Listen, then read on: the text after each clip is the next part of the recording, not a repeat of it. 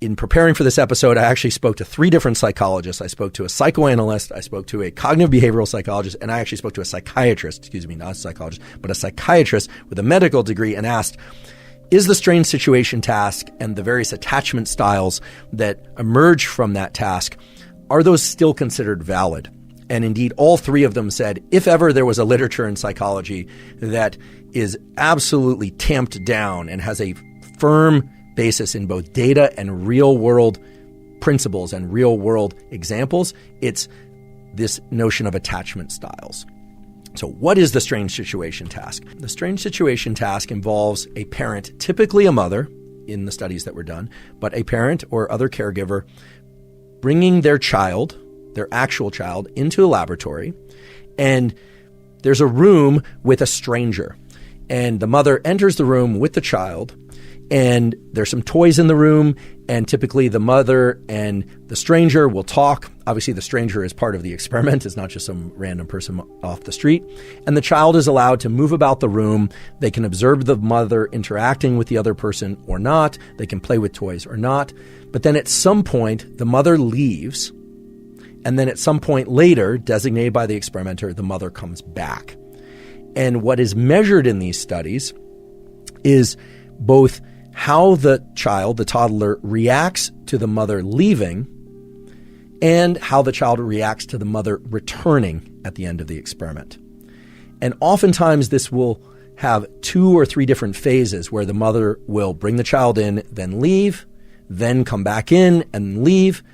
There are also studies in which the behavior of the child with the stranger is also examined. So there are a lot of variations of this, but the basic findings are that toddlers, children, fall into 4 different categories of attachment style, and that these attachment styles can predict many features of adolescent, teen, young adult, and even adult attachment styles, not in strange situations of the sort that I just described, but in romantic attachments.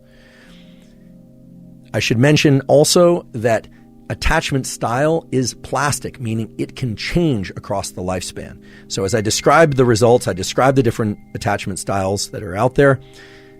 And if any of those resonate with you or bring to mind certain people in your life, please do not assume that those attachment styles are rigid and fixed for the entire lifespan. There are also terrific data that indicate that through specific processes, both psychological and some biological adjustments, that people can change their attachment style, and that indeed people who have different attachment styles can change the attachment styles of others.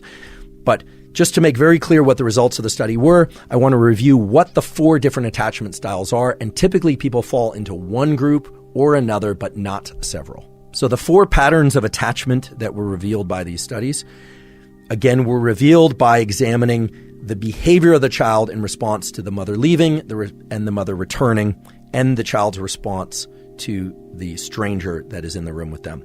The first style is the so-called secure attachment style. In the nomenclature of this kind of study, these are the so-called B babies, as in the letter B, bulldog, B. Not for bulldogs, but just to designate this category. The secure attachment style is one in which the child will engage with the stranger, with the experimenter, while the parent is present in the room, but that when the parent, typically it's a mother, but when the parent or other caregiver leaves, the child does get visibly upset. They might whine, they might cry, they might even tantrum a bit. However, when the caregiver, meaning the mother or father or other caregiver, returns, the child visibly expresses happiness that the caregiver has returned. Okay, so that's the hallmark of the secure attachment style. And again, this is all pre-verbal. This is happening long before the child can express how they feel with words. And the interpretation of this is that the secure child feels confident that the caregiver is available and will be responsive to their needs and their communications, so that when the child whines and or is distressed, the parent doesn't come right back into the room, but at some point they do, and they seem to have a sense of trust that if the parent or caregiver leaves, that the parent will come back, and that they're happy that they do. These children are also very good at exploring novel environments after the parent is gone and while the parent is there. And almost always when the parent is there, they will explore more broadly, literally in space. They'll venture out further than they will when the parent is gone. They also tend to engage with the caregiver in a way that's not immediately and completely trusting, but that over time seems to evolve from one in which they're kind of suspicious of this person to one in which they're at least somewhat trusting. Okay, so those are the general contours of the secure attachment style. And fortunately, nowadays, there are physiological studies measuring things like heart rate and breathing and other measures that correlate with the subjective assessment of what these children are feeling. Okay, so first category is secure attached. The second category is the so-called anxious avoidant or insecurely attached, which are the category A babies. The children with anxious avoidant insecure attachment patterns generally tend to avoid or ignore the caregiver, all right, meaning the parent, and show very little emotion when the parent leaves or returns. So this is the reason they call them avoidant or anxious avoidant and kind of insecure. There isn't this happiness or joy that the parent is back. They don't seem to express that. They do not exhibit distress on separation, and they generally tend to have some tendency to approach the caregiver when they return, but there doesn't seem to be a general expression of joy. And again, physiological measures support that as well. Things like changes in heart rate tend to be less dramatic in the anxious avoidant insecure attachment style than in the secure attachment style. Okay, so that's the second one. The third category is the so-called anxious ambivalent / resistant insecure category. Okay, I didn't name these categories, so you have to blame others in this one instance. For everything else, blame me. But in this instance, you have to blame the psychologists that named this category. The anxious ambivalent / resistant insecure category, also called the C babies, for the letter C, just as a categorization. The anxious ambivalent resistant insecure toddlers, really, show distress even before separation from their mother or other caregiver. And they tend to be very clingy and difficult to comfort when the caregiver returns. Okay, so they're distressed even before the mother leaves the room, and they tend to be very clingy and really hard to calm down when the mother returns. They tend to show either what seems to be resentment in response to the parent's absence. We don't really know what they're feeling, or some sort of helpless passivity. And there's actually subcategorizations that the psychologists have come up with C1 subtypes and C2 subtypes. We don't have to get bogged down in that. But just know that there isn't one absolute measure that says, oh, well, this person is anxious, ambivalent, resistant, insecure. They could be somewhat passive, or they could be seem somewhat angry at the caregiver. But the basic idea is that before and after the separation, they are clingy and difficult to comfort. They just can't seem to calm themselves down. And physiological measures of heart rate and hormone measurements, such as cortisol, also support that statement.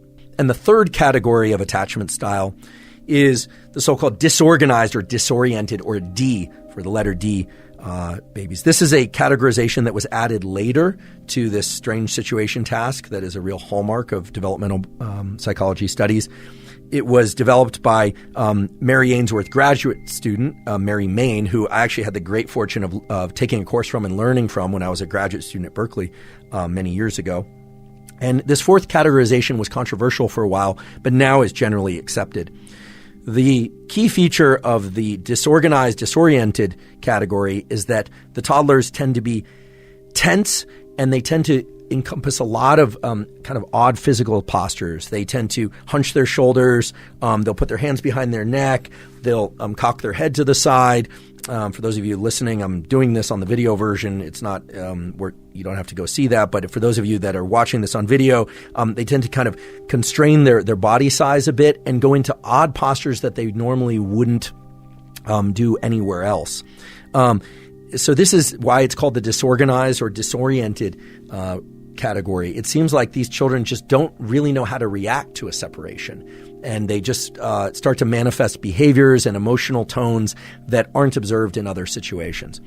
Okay, so we've got our four categories I'll try and use the shortest possible names for each category. We've got category 1, which is securely attached. We've got category 2, which is insecurely attached, also sometimes called anxious avoidant. Then we've got category 3, which is the resistant insecure category, which is anxious ambivalent. And then there's this fourth category, the disorganized disoriented category, or the so-called D babies. Now, what's interesting about this from the perspective of desire, love, and attachment is that the categorizations of children into one of these four different categories as toddlers is strongly predictive of their attachment style in romantic partnerships later in life.